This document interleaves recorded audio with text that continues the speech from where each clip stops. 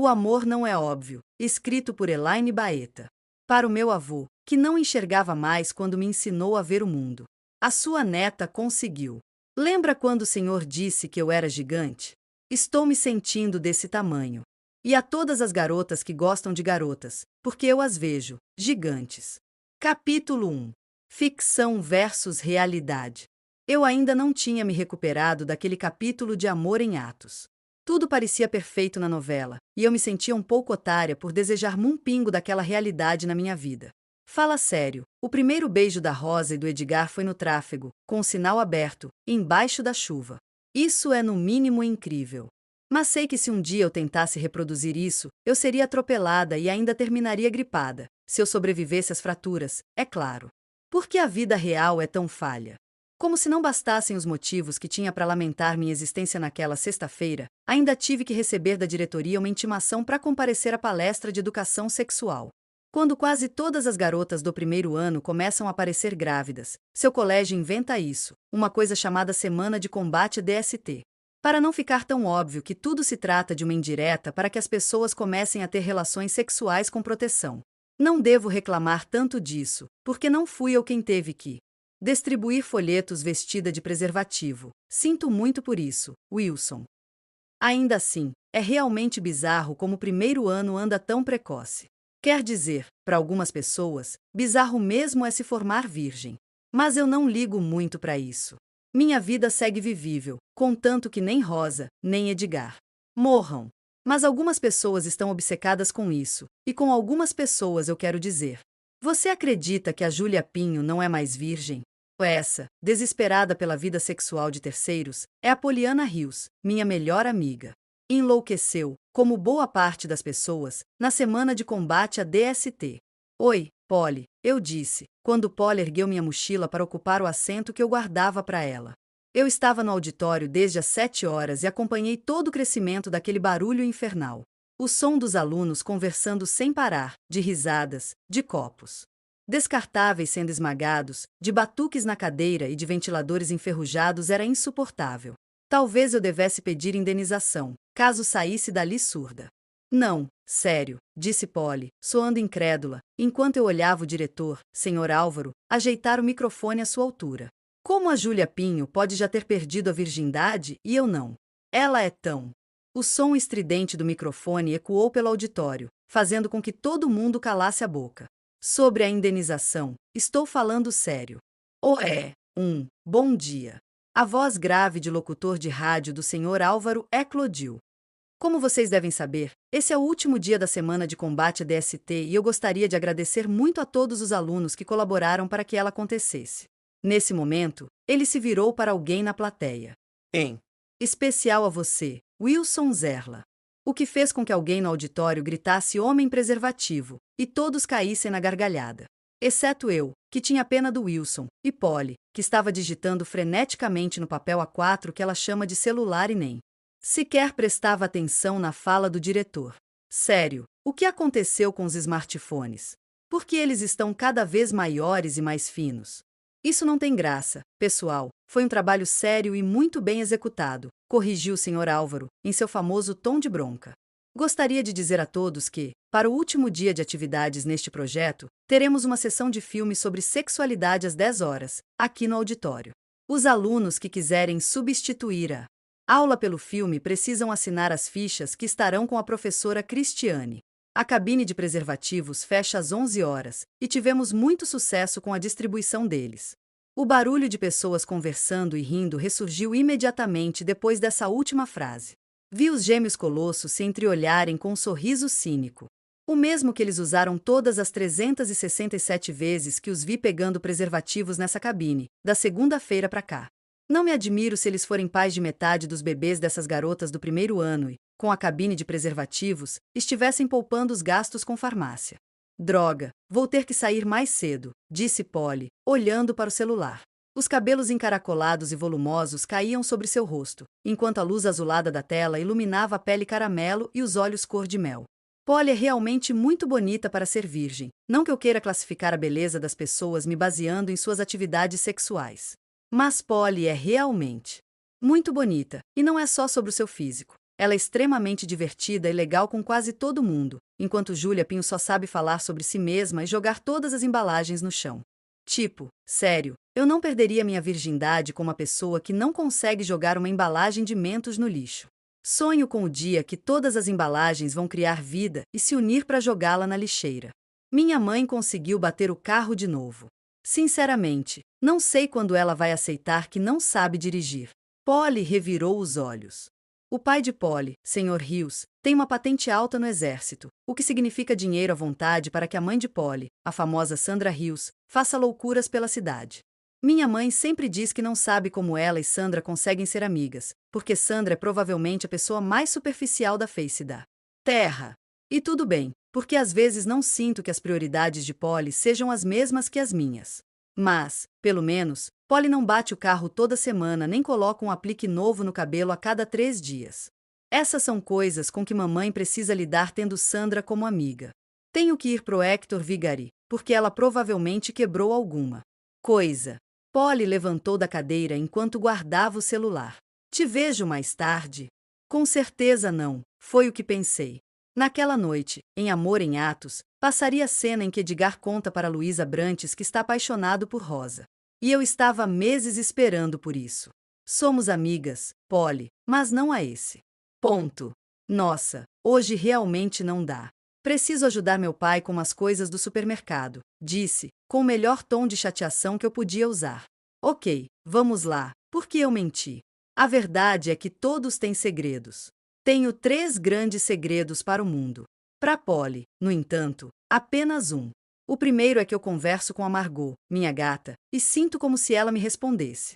Polly sabe sobre esse porque antigamente ela passava mais tempo no meu quarto que eu mesma.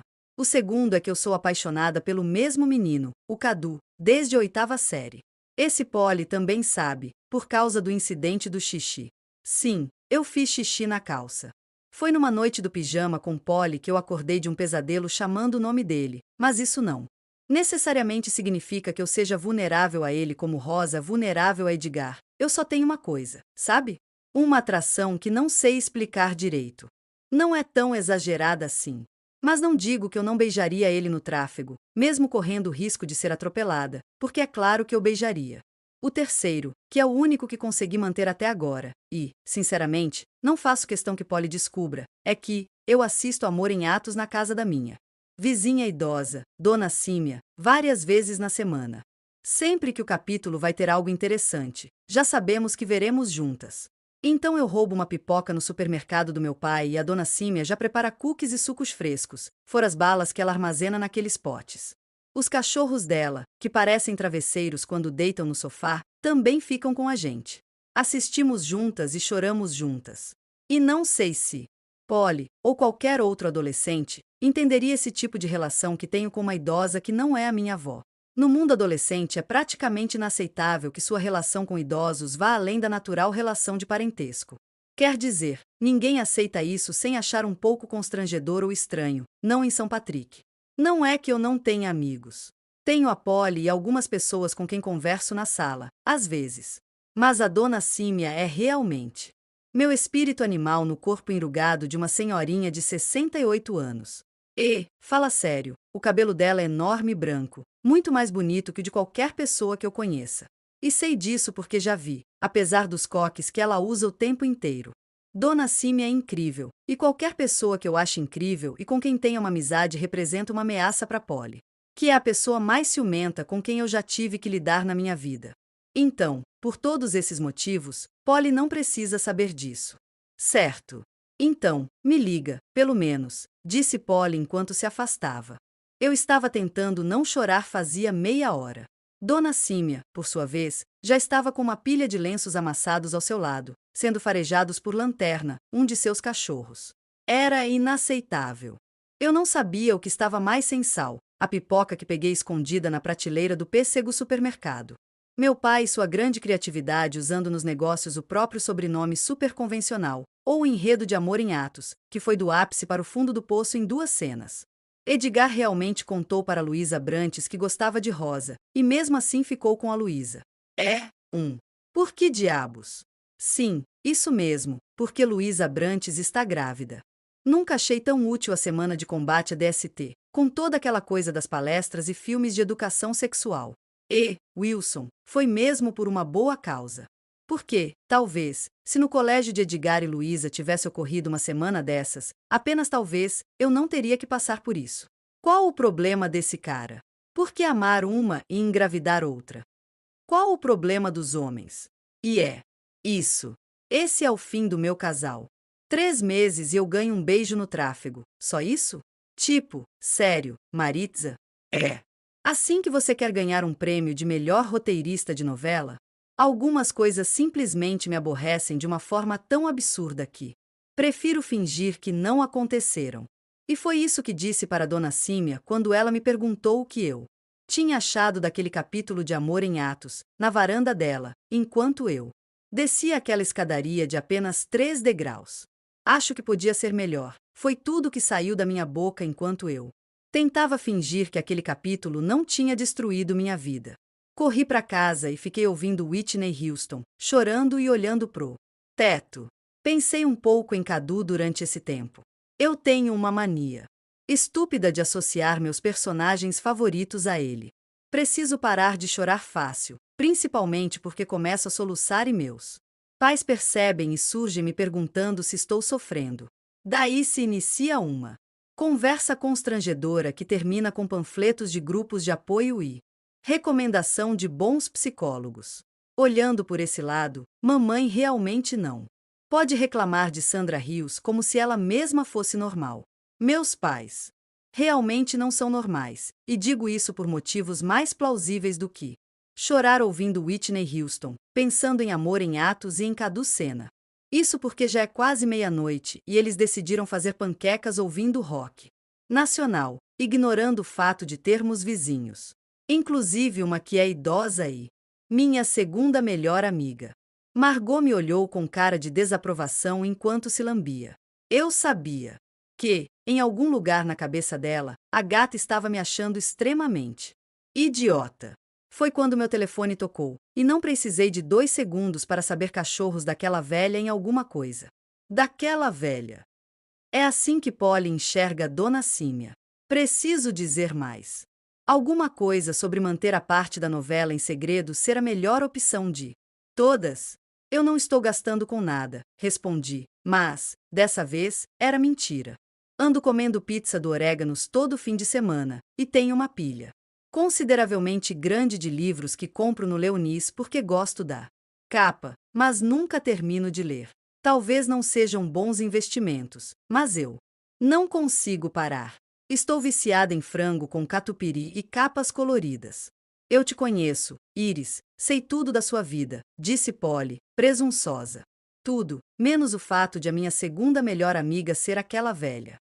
Sério, vou conseguir o dinheiro todo a tempo de ter um vestido, confortei. Polly, que estava muito preocupada com a formatura, tanto quanto obcecada pela própria vida sexual e a de terceiros, claro. Você tem mesmo que se ligar nisso, você precisa ser mais participativa na sua vida escolar. Não sei no que você gasta tanto tempo pensando, se não é em você, reclamou Polly. E ela tinha razão. Depois de Amor em Atos, eu só decaí. A verdade é que acho que não preciso me importar tanto assim comigo se posso investir tempo em um universo onde coisas realmente surreais acontecem. Um universo onde eu sinto frio na barriga, emoção, ansiedade, raiva, tristeza. A novela, às vezes, parece mais real que a própria realidade. Pelo menos ela me causa mais coisas do que a minha rotina pode proporcionar. Polly me pediu opinião sobre o trabalho dela, contou que viu um dos gêmeos Colosso e que ele estava com uma das grávidas do primeiro ano, coisa que eu sabia, graças a meu PhD em enredos dramáticos. Obrigada, Maritza, apesar dos pesares, e, por fim, me fez prometer de um jeito bastante ameaçador que eu iria levar a formatura mais a sério. Em seguida, desligamos o telefone e voltei a me afundar no chão, sem necessariamente sair do lugar, pensando sobre Amor em Atos e o que eu faria se o cara de quem eu gosto, abre parêntese Cadu Sena fecha parêntese, aparecesse. falando que engravidou outra mulher e não vai ficar comigo. Depois comecei a cair na real, a pensar que Cadu na minha vida, como Edgar, na vida de Rosa, é uma coisa completamente impossível. Apesar de habitarmos o mesmo planeta, vivemos em grupos sociais completamente distintos, e é científica e matematicamente impossível uma aproximação nossa. Se houvesse um cálculo, ele seria definido pela distância entre pessoas adoradas e pessoas com catapora cuja ausência nem é notada. Deixa eu explicar. Sério, faltei 2 semanas quando adoeci e ninguém, exceto no máximo, 3 pessoas que cumprimento e pedem meu corretivo emprestado, reparou que eu não estava indo à escola. Quando voltei, um garoto me pediu a atividade do dia anterior. Sendo que, cara, eu faltei por 2 semanas. Venci a catapora e esperava no mínimo uma bronca dos professores, mas nem eles se deram conta de que eu tinha estado ausente. Inacreditável. Ficar todo esse tempo no chão comparando a minha inexistente vida amorosa com as de Amor em Atos me fez lembrar que Cadu já tem uma Rosa. Camila. Dourado namora com Cadu desde o primeiro ano. Eu nem tive a chance de mostrar como fiquei quando tirei o aparelho, porque no primeiro dia de aula ela já estava lá flertando com ele na minha frente. Vou me formar e eles continuam juntos. Até a metade do segundo ano eu achava isso um afronte à minha existência. Mas, pouco a pouco, comecei a aceitar que eles até que formam um casal bonito e que vão acabar casando e vou receber um convite. Que espero que, assim como meu recibo de compras na Oreganos Pizzaria, quase 50 pratas, nunca extrapolei tanto, amargou mastigue para me poupar do sofrimento. A vida real é realmente falha. É por isso que prefiro Amor em Atos. Mas isso não significa que eu tenha aprovado o desfecho daquele capítulo. Seria pedir demais que Wilson surgisse no meio da novela, vestido de preservativo, e entregasse um panfleto a Edgar? Cara, essa novela tá mesmo mexendo comigo.